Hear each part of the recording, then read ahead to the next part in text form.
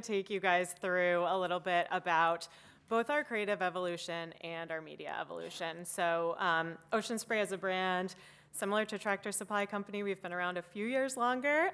We were founded in 1930, and so we just celebrated our 90th anniversary, working towards 100, really excited for that upcoming. But the exciting part about what we've been doing over the past few years is that we've really evolved that brand from what it used to be and what it was for a very, very long time into a new world. So I'm going to talk a little bit about that today. There we go. So from a creative standpoint, most of you are probably familiar with this creative on the left side of the screen. Honestly, I think I was talking to someone last night who thought it was still running. We have not been running that campaign since 2018. However, it is obviously our most iconic campaign and what people fall back on and remember, and we're very proud of that still. And I think, the rationale for moving away from it was not that it wasn't working, it was that it was working to tell a story of our brand, but people weren't getting the message from it. They were seeing it, they were recognizing Ocean Spray, and they were moving on. So it had positive impacts, but at the same time, it was really tough to get new messages across, and especially as we were trying to reach a new audience, that became even more difficult because the message really wasn't, and that campaign really wasn't developed for the millennial generation and younger. And so it was having a tough time really resonating with that audience. So from there, we tried a couple other things, and really what we were trying to lean in on for those two campaigns you see on the right side was how do we get the story into the hands and into the voices of our real farmers. So the idea of the Two Guys in a Bog campaign was they were actors, but we pretended they were Ocean Spray growers, and we were trying to tell the story at the same time that we were farmer-owned and telling a story about our products. So putting the voices in the hands of our actual growers was our attempt at saying, let's really lean in on our farmer-owned heritage and let them tell their own stories. And that worked for a little while, but in 2022, things happened. I think we all know one of them, and that is obviously the pandemic. And as a result of the pandemic, we took an opportunity, because we had kind of been testing and learning with creative messages, to lean in really heavily on health and wellness. And so we created a spot pretty quickly that year to talk about health and wellness, the health of the cranberry and our products, which we ran. Again, it was a really quick turn, but it performed really well for us. But the second thing that happened in 2020 was this guy. So Lisa referenced him. We will always treasure Nathan for what he did for our brand completely unintentionally. This was, for anyone who hasn't seen me talk about it before, completely unpaid, unprovoked. We knew nothing about it until it happened. He didn't expect it to be as big as it was until it happened, but it was just the right place, right time, right message. He brought a sense of joy to the millennial generation in particular, and did so by bringing our product really front and center into that. And this allowed us it just opened a door for us with millennials, with the new generation who maybe hadn't even tried our product yet, but was running to store shelves to buy it so that they could make their version of this video. So it was our opportunity to say, what can we do now? How can we further engage this generation who has their eyes more wide open to what we have to say?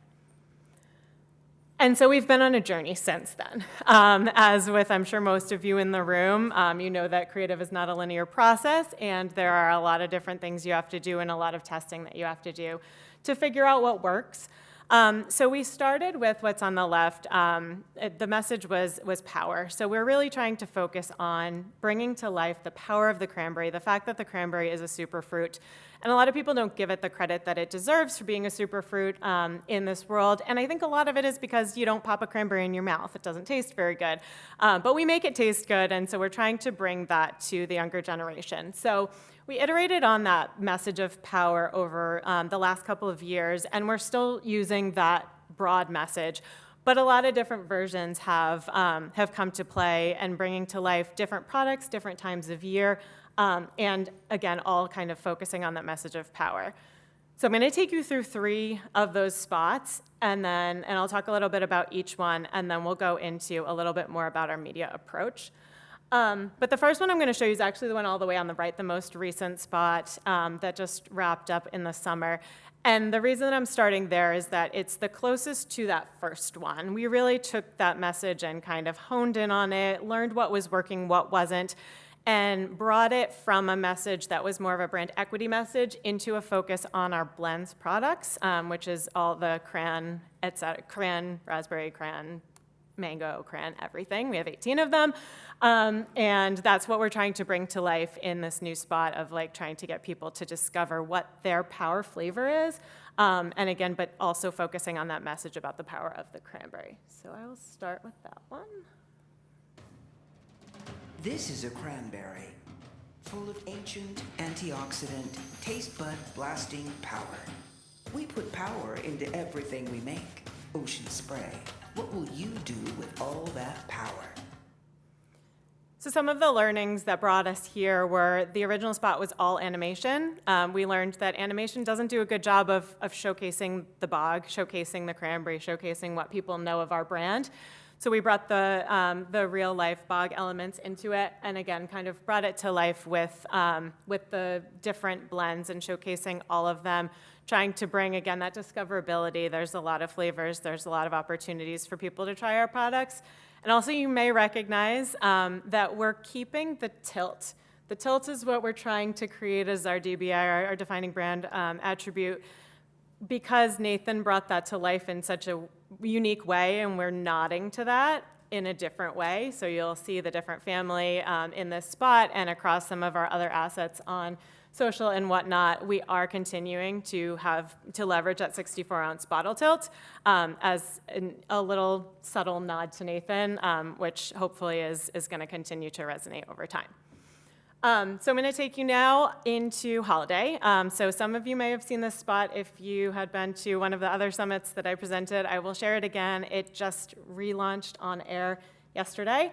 And excitingly, this spot, what we've learned since the last time I shared it here is that it really, really resonated. And I think we all kind of have this visceral reaction to it. We love it. It's funny. We did not run that spot on linear TV.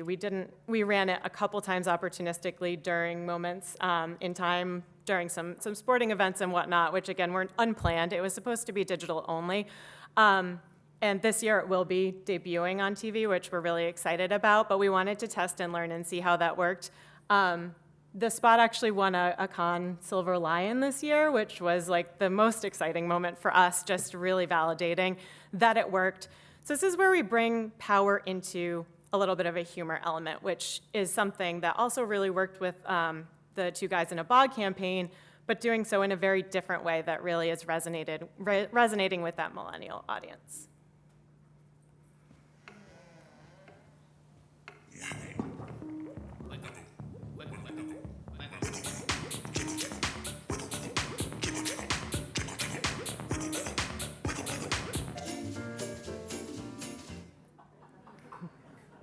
So we're very proud of that. Again, it is on air now, as well as a companion spot that we created that's similar, but focusing on our juice products. So look out for that. The final spot I'm going to show is the next iteration of this humor element of power. This campaign was brought to life for our diet products, which have a real cult following. People who love them, and people don't like them, and that's okay. But for diet drinkers and diet juice lovers, our product is wonderful. People really, really like it. And what we learned from consumer testing was that what people liked about it was that it made them feel like powerful. I mean, it really, truly did bring that power to life. It made them feel confident. And it was something that they loved. They could drink it instead of a glass of wine, and they were thrilled, and they don't have to worry about health because it has 5 calories. And so we brought this to life, again, kind of bringing humor into it in a very different way. This ad was a bit controversial, and I'm going to talk a little bit about that after we show it. Mom, look, a clown!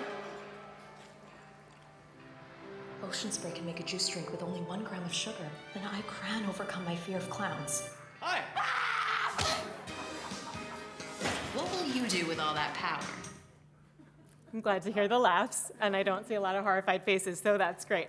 Again, this ad, we leaned in, we knew that there was a risk being taken with what we did here. But we did it because of the insight and because what we knew about these people that we were targeting is that this is the type of message that would resonate. And so again, it was polarizing. And we got a lot of backlash. We had daily stand-ups. We talked about pulling it. We didn't pull it. And excitingly, kind of after the fact, when we got the results, we learned that although it was polarizing, it did resonate with the right audience. So if you look at the box in the middle, this is kind of you look at the big number, right? Like all press is good press. We had a lot of mentions. There was a lot of buzz. But it was negative, largely negative. 56% of our mentions were negative. We got almost 1,000 complaints called into our call center. So this was why we were having those daily stand-ups, and our leadership was saying, what should we do? Can we keep this on air? And we talked about it, and we decided we were going to let it run. And the reason that we did that is because although these numbers are not great, and we don't like to see them, the reason that we created this campaign was for a specific audience, and also it was because we kind of measure our creative not against who we are today and who we are against our current audience, but who we want to be when we grow up and who that audience is that we're reaching, that we're looking to reach. And so we stuck to our guns and we kept it running. And at the end of the day, the stats that you see on the right were from a brand lift study that ran on YouTube. Again, among our target audience, you'll see every single one saw positive brand lift on our exposed audience. We also, completely unexpectedly, got named in an iSpot report of the top 5 funniest spots of first half of 2023. We're getting industry recognition now for the spot that we almost pulled. So I think it just, it validated that we had to make some decisions and we had to make some calls, and they were not easy, but we're trying to be something new and we're trying to be something different, and we need to kind of stick to that because we know that we're doing the right thing against the audience that we're trying to reach. So I'm going to pivot now a little bit into talking about our media approach, because this is where, in the same way that we're trying to shift what we're doing from a creative standpoint, we need to do the same thing for our media approach. And so you'll see a lot of shifts in the way that we've planned our media and our media mix over the last 4 years. We have not pulled away from anything. Or taken anything completely out of the mix. You'll see we've pulled back on linear. We've significantly increased our nonlinear. And we're doing a lot still in digital and social. But I think what's important is that the way that we approach these channels has evolved too, and that rather than what we did back in the day, which was kind of a peanut butter spread approach to putting the same asset across all of these channels, we're very bespoke now with putting the right assets in front of the right people and the right channels, and I'll talk a little bit more about that after. But also we try to disrupt those channels, and so one of the really exciting opportunities we had this year was to run during the Women's World Cup, which doesn't actually have advertising, but we were able to do that with a partner, and we had our ad kind of running side by side. This was the first time we've ever done a QR code in an ad as well, so we're actually still waiting on some of the final results of that, but we were just really excited to be able to bring it to life again, as this is a part of our overall strategy, just be a little bit more maverick in our approach. So from an audience perspective, we're trying to reach a lot of people. I'm sure the audiences on this page are probably familiar to most of you. In the middle, it's like all of our most important audiences that we're trying to reach from more of a demo basis. There are some overlaps, but there are also plenty of places that they don't overlap, and we need to be more bespoke. I think we just heard a little bit about that in the last presentation. So we have the same type of issues in trying to figure out how we have, how we tackle each of these audiences in a way that's meaningful and resonates with them. But also we have other ways to reach our consumers and other types of targets. So on the left is our buyers. We have our current buyers, we have competitive buyers, we have lapsed buyers, and we have ways that we can reach those people, and that's important to us. And then on the right, we have different behaviors and types of problems that our products can solve. So people looking for recipes, people looking for immunity, people looking for mocktails, all different things that, again, we have solutions for. So how do we do it all? Which is obviously not easy.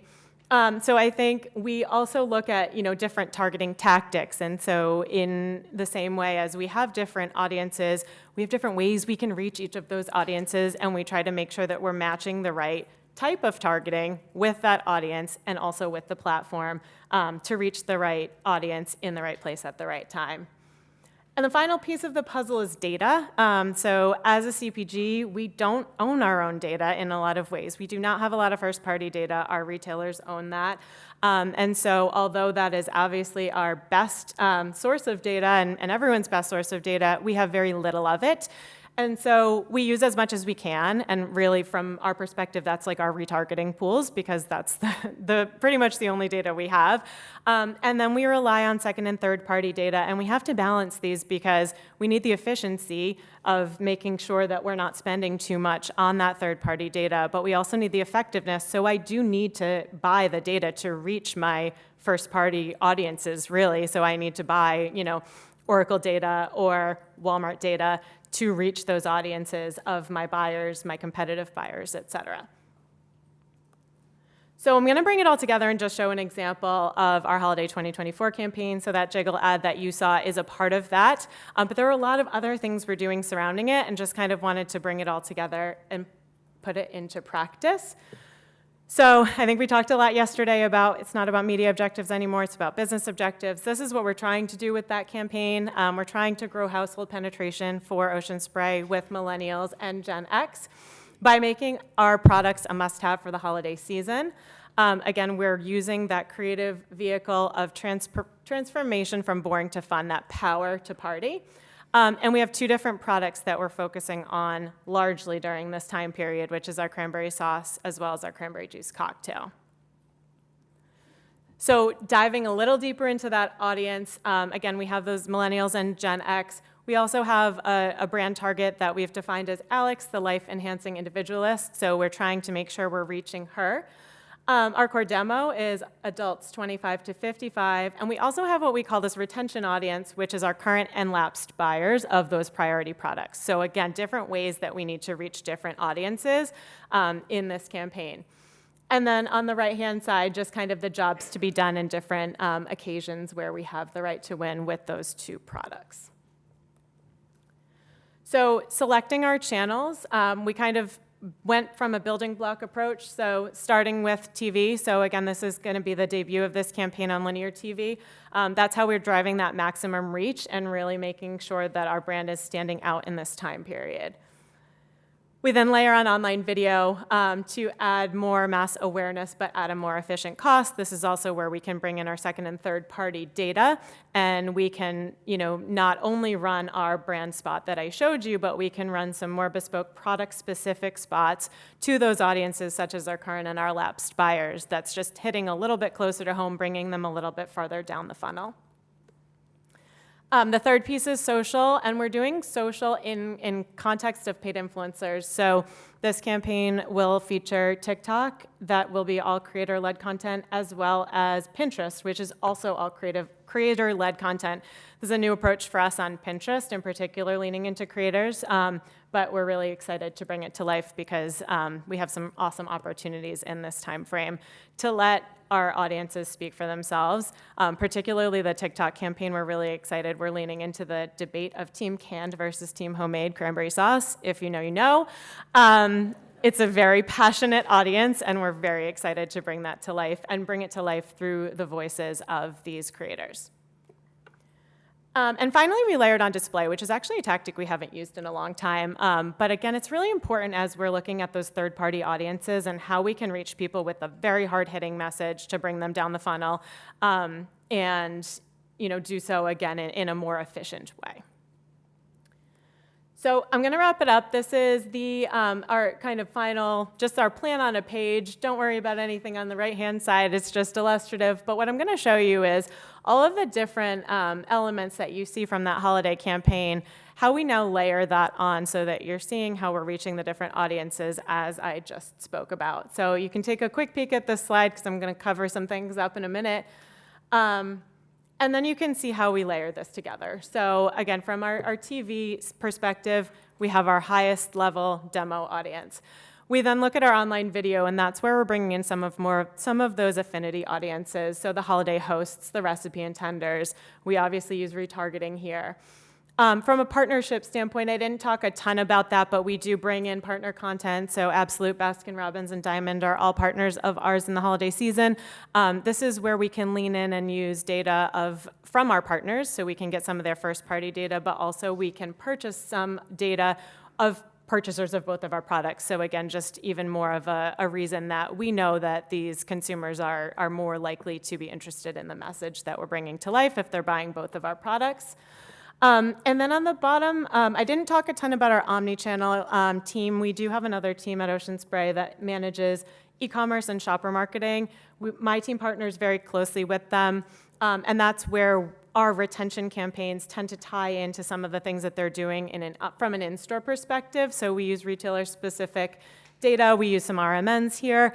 And then finally, from a search campaign, obviously that's keyword-based. So many different audiences, many different things to do. We try not to over-segment, but at the same time, we want to make sure that we're doing the right thing and hitting the right audience with the right message. So that is kind of bringing it all together.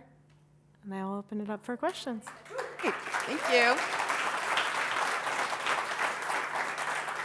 Do we have any questions for Melanie?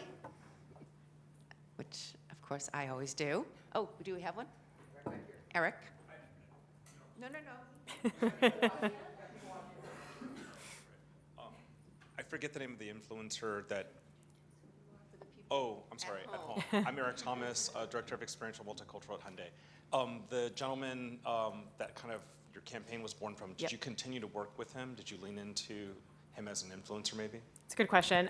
We did. We partnered with him actually twice. So once right after that, so that moment was in September, we partnered with him around New Year's to just do like one promoted post. And then we did a bigger campaign with him around the Super Bowl that year. So we don't do Super Bowl TV advertising. We unfortunately do not have those budgets, but we do some digital activations. And that year it was a good opportunity for us to use him and collaborate on a digital activation around the Super Bowl. That is the last time we worked with him. We have not more recently. He's done some other interesting stuff. Sure you can read between the lines. So yeah, we're leaning into different influencers now, but we did do that because we felt like it was the right thing to do, and it did work. It was successful. Anyone else? I'm just curious, this is really just a quick question. The Jiggle commercial, it was longer before. It was much more of a build-up. Is that going to happen? Or is it now just being like... I showed you the 60 previously. We didn't actually run the 60 anywhere. So I think today this was the 15. So you'll see it in 15s and 30s. I saw it on TV, so I must have, because I had seen it before. You probably saw seeing the it 30. The 30 ran on TV last year, but only a couple It times. seemed like more of a build-up than that. Anyway, I digress. Okay, anyway, Melanie, thank you so much. You were awesome.